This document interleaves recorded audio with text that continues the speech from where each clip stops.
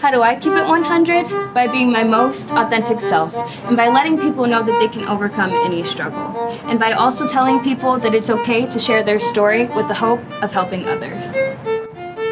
I like to express myself through music. His name is Charles. I started playing the violin when I was 12, and I haven't put it down since.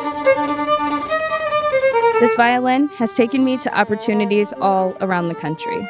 New York Fashion Week, Miss Iowa, Miss America, and even some weddings. For me, music is therapy, and it expresses things that words just cannot.